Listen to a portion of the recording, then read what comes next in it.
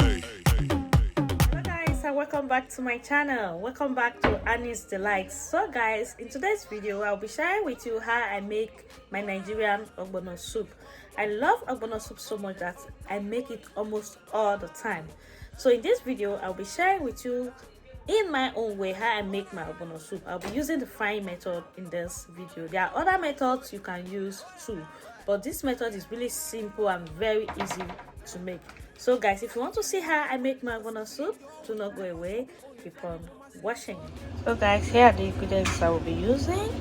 So here I already blended my Ogbono with some crayfish and a bit of pepper, not so much pepper.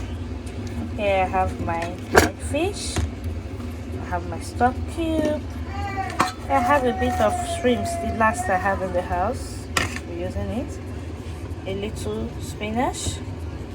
Here I have my salt, here I have my red palm oil, and here, for those who don't know how the Ogbono looks like, that's why I get it. This is how Ogbono looks like. So I think this is basically everything I need for my Ogbono soup. And yes, for my meats, I'm parboiling it now. I'm going to show you guys the meat I'll be using a bit of beef and cow skin for more, because I'm making very little soup, so not much. So guys, let's cook. So here I have my pot on fire. This is the pot I use in parboiling my meat.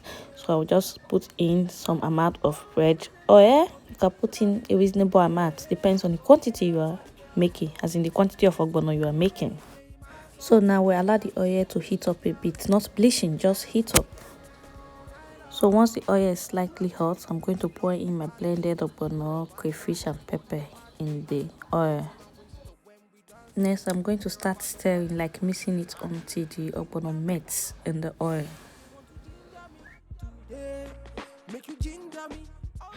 If you notice the Ogbono started foaming, yes, meaning it's getting smooth. And though my Ogbono is not so smooth because I use the food processor to blend it, but it doesn't really matter.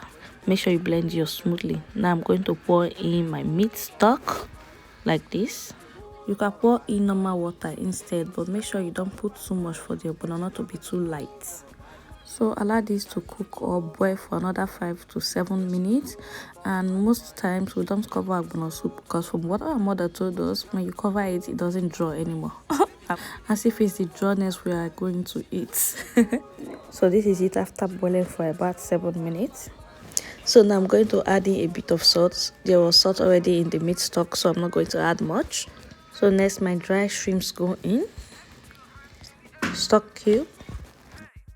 I'll just mix everything together. Like I said, pepper and crayfish was already blended with your Ogbono, so everything is in here already. Next, I'm just going to add my meat.